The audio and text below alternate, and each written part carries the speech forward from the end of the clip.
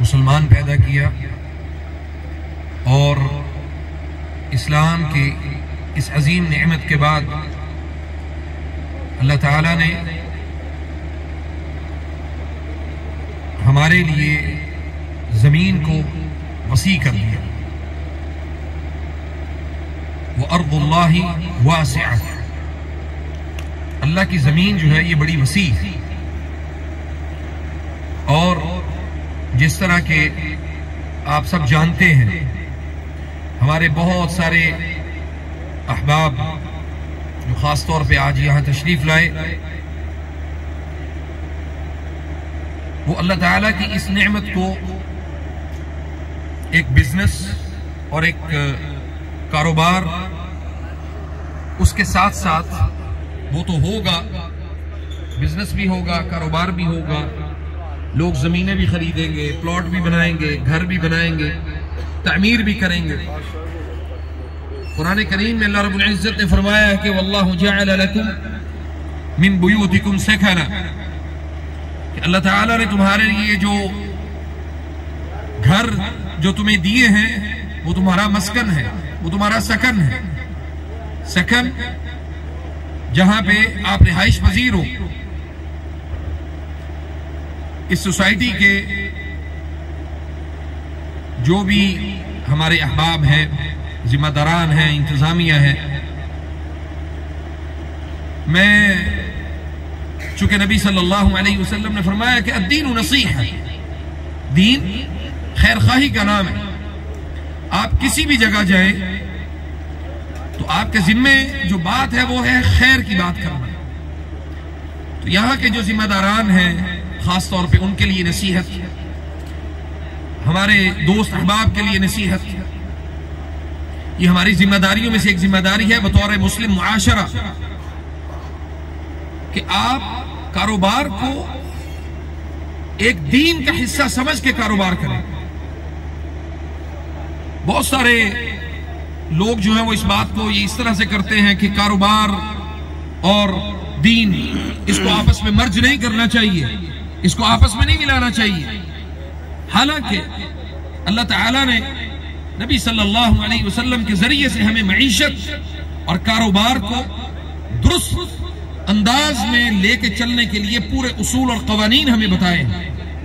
اور اگر ہم ان اصول اور قوانین کے مطابق اللہ کی زمین پر، اس وسیع اور عریض زمین کے اوپر اللہ کے بتائے ہوئے اصول اور ضوابط کے مطابق کاروبار کرتے ہیں تو اس میں کوئی قباحت نہیں، اس میں کوئی مسئلہ نہیں ہے کہ آپ کاروبار کریں اور اس کاروبار کے اندر اللہ اور اللہ کے رسول کے بتائے ہوئے اصول اور ضوابط کو اپنی زندگی کا حصہ بنائیں، جس میں سب سے اہم چیز یا ایھا الذین آمنوا اتقوا اللہ وقولوا قولا سدیدا، ایمان والو اتقوا اللہ، اللہ سے ڈر جاؤ، قولوا قولا سدیدا، سیدھی بات کرو، یصلح لکم اعمالکم، اللہ تمہاری اصلاح کر دے گا، تمہارے اعمال کو درست کر دے گا، ویغفر لکم ذنوبکم، اللہ تمہارے گناہوں کو معاف کر دے گا.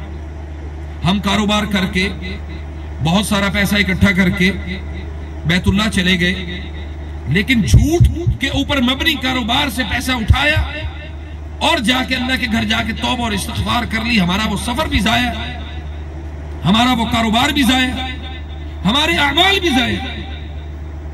لیکن اگر کاروبار کے اندر اتقوا اللہ، اللہ سے ڈر کے آپ نے کاروبار کیا اور تجارت کی، تجارت کے اندر جھوٹ کو شامل نہ کیا، قولوا قولا سدیدا، سیدھی سیدھی بات کی آپ نے لوگوں کے ساتھ، اس کا فائدہ بیت اللہ میں جانے سے، اس حرام کے پیسے کے ساتھ بیت اللہ کے 1000 طواف کرنے سے بہتر ہے کہ آپ یہاں پہ سچ بول کے کاروبار کو مزید اس میں برکت پیدا کریں اور اس میں مزید ترقی کریں. اس کا فائدہ کیا ہوگا؟ وَيَغْفِرْ لَكُمْ ذُنُوبَكُمْ، اللہ تمہارے گناہوں کو معاف کر دے گا. اور اسی طرح دوسرا جو نقطہ ہے وہ بڑا اہم ہے کہ لوگوں کے لیے مسکن بنانا. ابھی مجھے بھائی ایک بتا رہے تھے کہ ہم یہاں پہ لوگوں کو گھر بھی بنا کے دیں گے. کوئی ہم سے کنسٹرکشن کروائے گا تو ہم وہ کنسٹرکشن بھی اس کو خود اس کی مرضی اور اس کی منشا کے مطابق بنا کے دیں گے. تو میں یہاں پہ ایک بڑی نصیحت آمیز جو بات ہے وہ ضروری کرنا سمجھتا ہوں کہ اپنے گھروں کے اندر اللہ کے لیے اپنے گھروں کے اندر ایک حصہ جو ہے وہ اللہ کے لیے ضرور چھوڑیں. اپنے گھروں کے اندر چھوٹی چھوٹی آپ کی مصلی جو ہے وہ نماز کی جگہ وہ آپ کے ہر گھر کے اندر ہونا چاہیے. بھلے ایک کارنر میں آپ نے ایک چھوٹی سی جگہ بنائی ہے وہ ضرور بنائیں. ہم بڑے بڑے ہال اور بڑے بڑے جو خوبصورت ڈیزائننگ جو ہے نا وہ ضرور کرتے ہیں، لیکن اس کے اندر اپنے گھروں میں ترجمہ کلاس، قرآن کریم کی تلاوت اور ان چیزوں کا اہتمام یہ بھی بہت ضروری. ان ڈیزائنز کے اندر اس ڈیزائن کو بھی شامل کریں کہ ہمارے گھر کے اندر جس کو ہم کہتے ہیں نا ڈریم کارنر، میرا خوابوں کا کونا، اس میں کیا ہے کہ آپ صبح تہجد کے لیے اٹھیں گے، نماز پڑھیں گے. آپ کبھی اس کمرے میں کبھی اس کمرے میں ادھر ادھر جو ہے نا وہ جگہ بنانے کی بجائے ایک ڈریم کارنر جو ہے وہ ضرور ہونا چاہیے ہر گھر کے اندر. اور تیسری اور آخری نصیحت کہ کوئی بھی سوسائٹی اس میں سب سے زیادہ جو ضروری ہے وہ اتفاق اور محبت، اتحاد ہے. اس بنیاد کے اوپر کہ یہاں نہ کوئی مسلکی اختلاف ہوگا، نہ کوئی منافرت ہوگی، نہ کوئی نفرت ہوگی. ہم ایک ایسی سوسائٹی تعمیر کرنے جا رہے ہیں جس کی مثال پوری دنیا کے اندر جائے گی.